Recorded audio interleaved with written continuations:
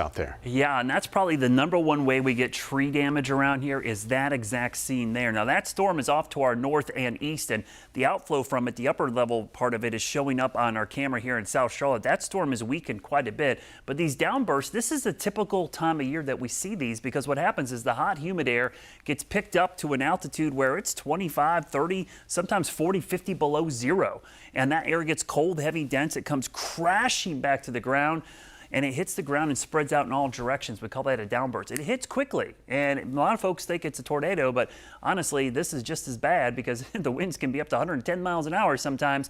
And like I always say, wind is wind. Your house, your trees, it doesn't matter what produces the wind.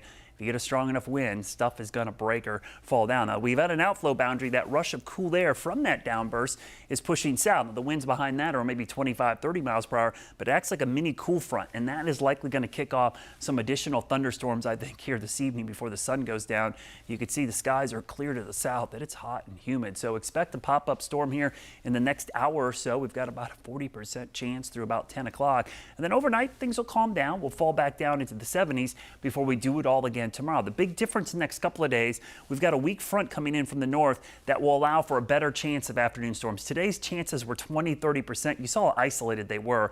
But tomorrow and then into Thursday and even on Friday, probably 40, 50, even 60% chances of those afternoon and evening storms. And that actually gives us a chance to break the streak of 90-degree heat, because this time of year, you're not going to get cold air to move in unless you get an upper low or something.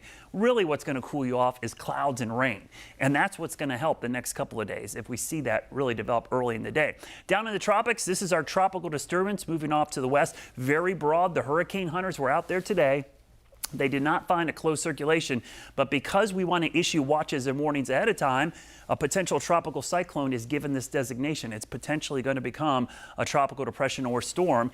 Isaias is the name of the storm. As it moves across the middle of the Caribbean, if it moves over the bigger islands, which are mountainous islands, bad news for flooding and mudslides for those areas, but that would keep the storm weak. If it moves north, could become a stronger system. Moves south, a stronger system. So there's still some uncertainty in this forecast, and something we'll watch. This high pressure system over the middle Atlantic is driving it into the areas of the Florida Straits by the weekend, and then from there it's either going to move into the Gulf, over Florida, or maybe just off the East Coast, but it could linger here for a while as the steering currents weaken. Southwest shear tears it apart, and eventually we might see some rain from this by next week, maybe next Thursday, Friday.